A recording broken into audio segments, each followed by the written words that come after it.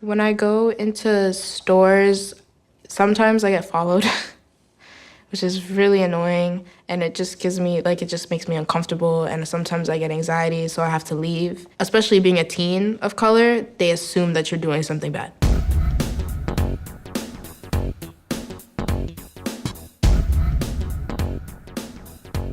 I feel like I'm disturbing people by just being there. Like, people feel uncomfortable when I walk in. This theft happened last month in the early evening. Remarkably, the thieves didn't even try to hide their faces, walking in together in what's known as a flash mob style. I guess I've kind of become numb to it after so many years. Like, this is just my life, and it's just something that I've gotten used to, unfortunately. I want to serve you. I want your business. And I don't draw distinctions between you and other customers in terms of your value. 1, 2, 3, 4. Wait. Here comes 5, 6, 7, 8, 9, 10. But that's not all. We counted at least another 10 or so more teens who converged on a 7-Eleven in Northeast, only to walk out seconds later with their hands full of stolen snacks and drinks. But it's time we talk about what it means to not be welcomed as an American citizen. It's not like I can mute my actual physical blackness, right? So I just assume that people see a particular thing when they see the color of my skin.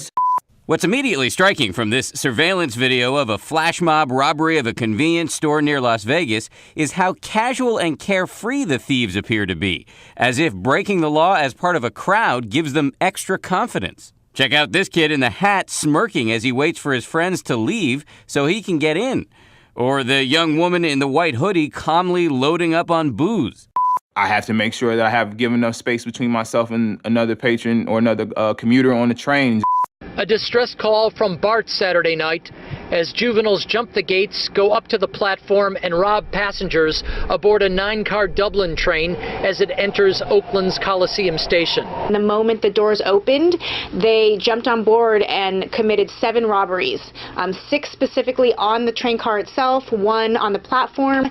We had 5 cell phones stolen, 1 duffel bag, and 1 purse. I do know that 2 people were punched in the face. BART spokesperson Alicia Trost says the robbery happened very quickly and all suspects were gone by the time police arrived. I have to make sure that my hands are visible when I walk into certain places so they make sure I'm not stealing. These 5 men walking into a Chicago area sports authority are about to commit the most brazen theft you may ever see. There they are, running out of the store, rolling racks full of clothing. Take another look. They're stealing racks of coats. It's over in less than 30 seconds. And they're not done. The same thieves are believed to have targeted 2 other Sports Authority stores this week alone. I try to make sure I make eye contact with people who may or may not be security or managerial staff, just to ensure that, I'm not here to hide anything.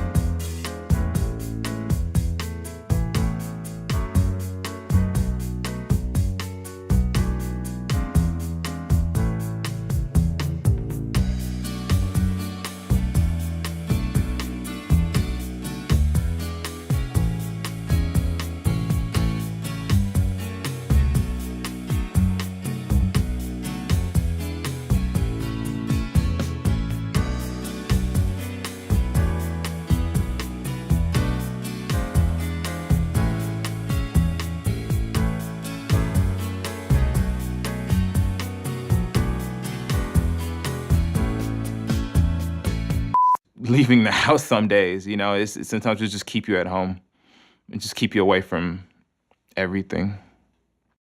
The clerk told officers the 50 men and women came into the store in two groups. When someone yells during the chaos, the shoplifters blend in with the crowd as they rush toward the door. Before you know it, they were back. For more than 50 years, equal treatment has been the law. Yet, as we know from cell phone videos, the nightly news, and maybe our own experience, we still have a long way to go. Why are you following? Watch this. You think I'm stealing? You followed me around the store the whole time. There she goes, she thinks I'm stealing. Your card is fake. You're going to jail. That's what I kept hearing. Unless you're spending money, we don't need. Oh, I'm not spending money. Am I? Because I'm black. You've been warned. Your manager does not like black people, honey. Yeah. Oh my God! No, this is wrong. Oh my God! Yeah. We just need to recognize that black people are navigating the public space differently than white people. This incident was caught on security cam video, which the store owner then posted on YouTube.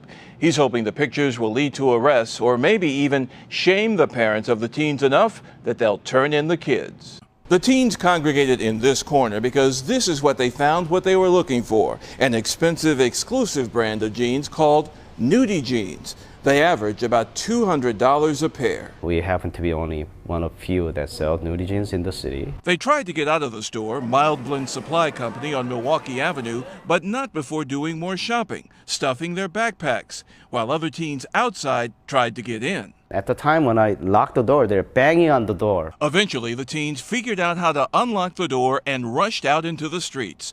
That women are navigating the public space differently than men, and not use the shortcut that has been wired into your brain because of the society that we live in, that tells you when you see me, you should be nervous or you should be worried. On camera, women managed to steal tens of thousands of dollars of extensions in seconds. The women were caught when they reportedly then tried to use social media to sell the stolen hair. The women asked for an item that wasn't on display, and when his employee went to retrieve it from the back, they struck. Farouk says between $15,000 and $20,000 worth of hair was taken. It brought me such despair to the day I recognized I had to explain this to my son, that he was going to, that this muddy river of racism, he was still going to have to walk through it. We hadn't dammed it. We hadn't dried it up. It was still there for him to go through. And I've got to somehow try to tell him, okay, off you go. The society I want to see is I want to be able to walk out the house just as free feeling as that white guy who said he doesn't worry about a thing when he walks out the door. I want to have that same expectation.